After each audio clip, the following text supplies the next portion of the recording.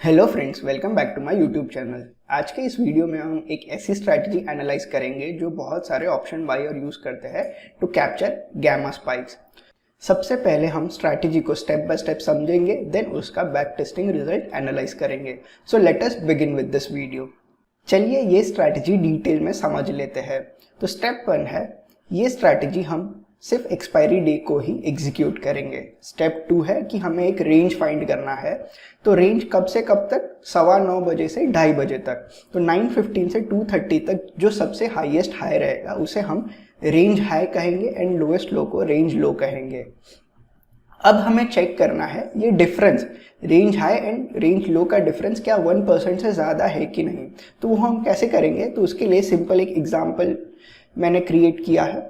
अगर bank Nifty का बात करें तो लेट्स से बिटवीन 9:15 टू 2:30 अगर हाईएस्ट हाई 44,150 था एंड लोएस्ट लो 43,780 था एंड 2:30 PM को जो बैंक निफ्टी का क्लोज प्राइस था वो 43,890 था। तो बेस्ड ऑन स्टेप 3 क्या कंडीशन है? Difference of range high and low that is this and this is 370। Okay, हमें चेक करना है क्या ये लेस देन 1% है स्पॉट प्राइस से। तो हमने क्या किया, ये जो डिफरेंस है दैट इज 370, क्या वो ये 43,890 का 1% से लेस है कि नहीं। तो यस, यहाँ पे ये 0.84% है दैट इज लेस देन 1%। क्या होता अगर रेंज लो इंस्टेड ऑफ 43,780 680 होता? तो यहाँ पे हमारा जो रेंज है उसका difference that is range high and range low का difference is more than 1% of the spot price. तो इन दिस केस हम स्टेप 4 पे जाते ही नहीं एंड वो पर्टिकुलर एक्सपायरी के दिन हम ये स्ट्रैटेजी एग्जीक्यूट नहीं करते। बट बिकॉज हमारे एग्जाम्पल में रेंज लो 43,780 था, तो ये जो रेंज का डिफरेंस है वो less than 1% of the spot था। तो अब हम स्टेप 4 पे जाएंगे। अब स्टेप 4 क्या है? हमें ये रेंज हाई एंड रेंज लो को ध्यान में रखना है। जब भी 1 मिनट का कैंडल ये हाई के ऊपर क्लोज हो या रेंज लो के नीचे क्लोज हो, अगर रेंज हाई के ऊपर क्लोज होगा तो हमें एक at the money call buy करना है एंड 50% का स्टॉप लॉस लगा देना है। एंड अगर कोई कैंडल ये रेंज लो के नीचे क्लोज हो तो हमें एक at the money put buy करना है एंड 50% का स्टॉप लॉस लगा देना है।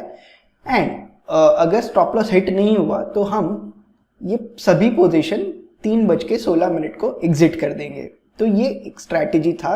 इन डिटेल हमने स्ट्रैटेजी समझ लिया। अब हम इसे बैक टेस्ट करेंगे। तो अब बैक टेस्ट करने के लिए मैंने बहुत सारे प्लेटफॉर्म यूज किए, but because of this condition कोई भी बैक टेस्टिंग प्लेटफॉर्म में ये टेस्ट नहीं हो पाया। तो ये मैंने कस्टम टेस्ट करवाया है। यह आ गया बैक टेस्टिंग रिजल्ट। अगर मैं चेक करूं 2017 से 2023 सितंबर तक कितने ट्रेड्स हुए हैं, तो नंबर ऑफ ट्रेड्स है 76, बिकॉज ये सिर्फ एक्सपायरी डे को ही ट्रेड होता है। एंड अगेन हमें रेंज चेक करना पड़ता है। अगर रेंज इज लेस देन 1% तो ही हम ये ट्रेड लेंगे। तो टिल 2017-2023 तक सिर्फ 76 ट्रेड हुए हैं। ठीक है, अब हम देखते हैं बाय एंड सेल कैसे हुआ है।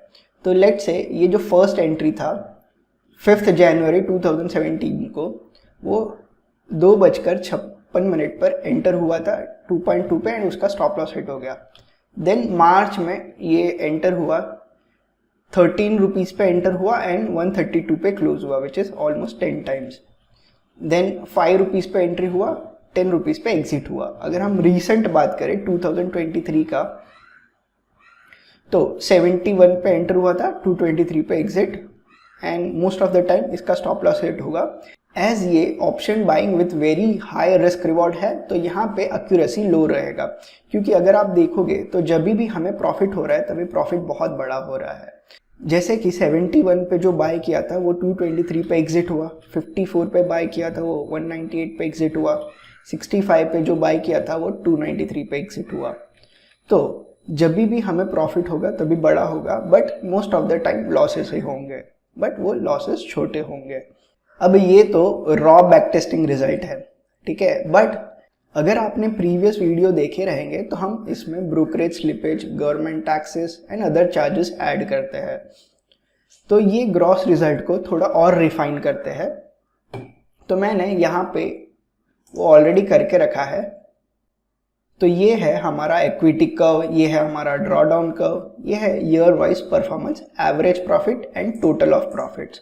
तो अगर हम बात करें तो अभी तक का हाईएस्ट ड्रॉ डाउन 8700 रहा है। Draw down recovery period is more then 3 years। ये जो ड्रॉ डाउन 2018 में चालू हुआ था वो 2021 में खत्म हुआ है। तो यहाँ पे ये जो 3 साल है वो पूरे के पूरे ड्रॉ डाउन में ही गए हैं। So it is very bad. तो अगर हम ये स्ट्रैटेजी का बात करें तो ये स्ट्रैटेजी डिप्लॉय करके मेरे हिसाब से कोई सेंस नहीं बनता है।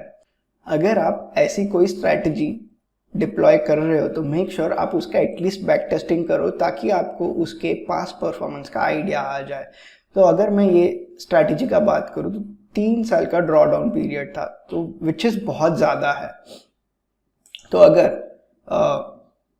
आप ये स्ट्रैटेजी एक्चुअली में डिप्लॉय कर रहे हो तो मैं तो कहूँगा आप इसे अवॉइड कीजिए एंड मे बी इससे बेटर स्ट्रैटेजीज ढूंढिए एंड उसे डिप्लॉय कीजिए।